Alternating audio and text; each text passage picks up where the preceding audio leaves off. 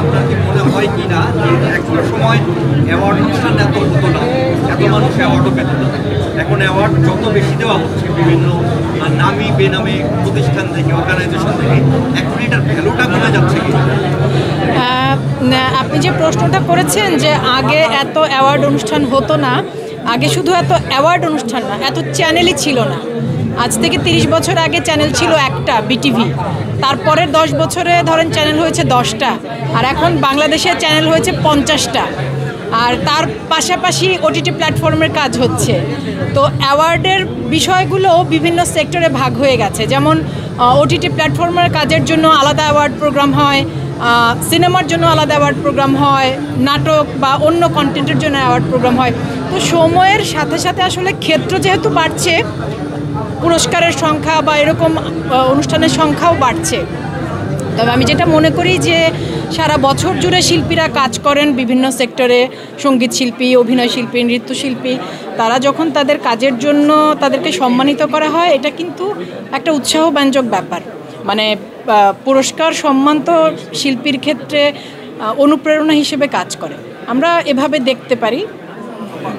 অ্যাওয়ার্ডের ব্যাপারে যদি একটু জিজ্ঞাসা করি, মানে এত অ্যাওয়ার্ড থেকে যে প্রশ্নটা সামনে আসছে সেটি হলো যে আমরা এমনটাও শুনতে পাচ্ছি যে অনেক ক্ষেত্রে আয়োজক যারা, তারা আসলে যাদের পুরস্কার দিবেন তাদের আসলে টাকা দিয়ে নিয়ে আসছেন, এরকম বিভিন্ন ধরনের শুনেছি আমরা।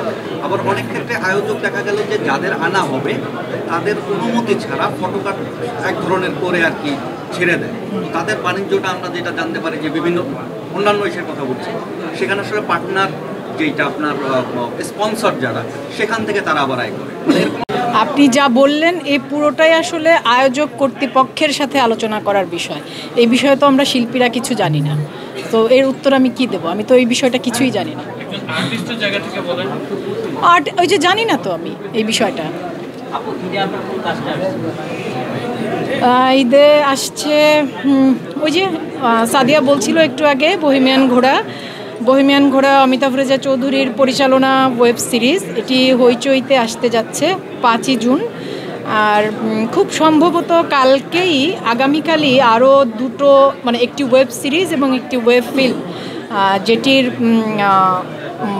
মানে এই ঈদে মুক্তি পেতে যাচ্ছে আইস্ক্রিন চ্যানেল আয়ের ওটিটি প্ল্যাটফর্ম, মানে ওটাও আরেকটা ওটিটি প্ল্যাটফর্মে রিলিজ হবে, সেই ঘোষণা আগামীকাল আসতে যাচ্ছে। তো হ্যাঁ, আশা করি সব কিছু ঠিকঠাক থাকলে এই ঈদে দুটো ওয়েব সিরিজ এবং একটি ওয়েব ফিল্মে আমাকে দেখতে পাওয়া যাবে।